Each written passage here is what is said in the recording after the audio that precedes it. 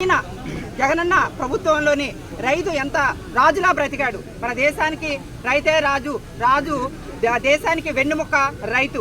అటువంటి రాజుని ఈరోజు మనం కాపాడుకోవాల్సిన బాధ్యత మన అందరి మీద ఉంది.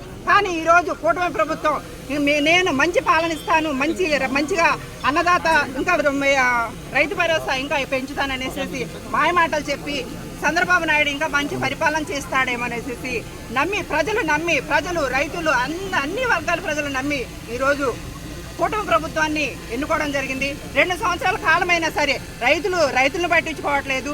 అలాగే రైతు గిట్టుబాటు ధర ఇవ్వట్లేదు. ప్రతి ఒక్క పంటకు కూడాను భద్రత ధర ఇవ్వట్లేదు. ఇంతకు ముందు జగన్మోహన్ రెడ్డి భద్రత ధర రాకపోతే ప్రభుత్వం కొనుగోలు చేసే ఏర్పాటు చేయడం జరిగింది. ఇలా ఇన్ని రకాలుగా ఆనాడు జగన్మోహన్ రెడ్డి గారు రైతన్నలను ఆదుకోవడం జరిగింది. కానీ ఈరోజు రైతు బజార్ను పడడం అంటే ఎంత మనకి దేశానికి ఎంత అరిష్టం ఒకసారి ఆలోచన చేయాలి గవర్నమెంట్. కాబట్టి మీరు తక్షణం నేను డిమాండ్ చేస్తున్నది ఏంటంటే మా వైఎస్ఆర్ కాంగ్రెస్ పార్టీ పరంగా 2 నియోజకవర్గాల నాయకులు, కార్యకర్తలు, సర్పంచులు, ఎంపీటీసీలు అలాగే అన్ని అనుబంధ సంస్థలు ప్రజలు స్వచ్ఛందంగా వచ్చి ఈరోజు రోడ్డు మీదకి వచ్చి ధర్నా చేయడం జరిగింది. కాబట్టి మీరు గవర్నమెంట్ మిమ్మల్ని మేము డిమాండ్ చేస్తున్నది ఏంటంటే మీరు తక్షణమే రైతుకి మీరు ఎక్కడ దాసినా బ్లాక్ మార్కెట్లో దాసిన ఆ యూరియాని బయటకు తీసుకురండి. బయట 200 నుండి 600 వరకు అమ్ముకొని మీరు 300 రూపాయలు సొమ్ము చేసుకొని ఇప్పటికీ దాదాపు 300 కోట్లు మీరు దాచుకోవడం జరిగింది. ఆ దొంగ సొమ్ము ఎక్కడ పెట్టారు అది కూడా అదంతా మీరంతా బయట పెట్టారు. తెలుసుకొని ఎవరు చేశారో ఆ తప్పిదాన్ని తెలుసుకొని యూరియా మాకు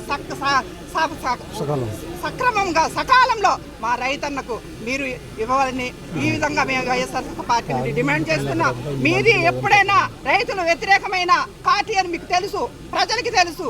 ఎందుకంటే రైతులు ధర్నా చేస్తుంటే కాల్చి చంపిన చరిత్ర మీది. కాబట్టి చంద్రబాబు నాయుడు మరొకసారి గుర్తు చేస్తున్నాను, మీరు తప్పకుండా రైతులను ఆదుకోవాల్సిన బాధ్యత ఉంది.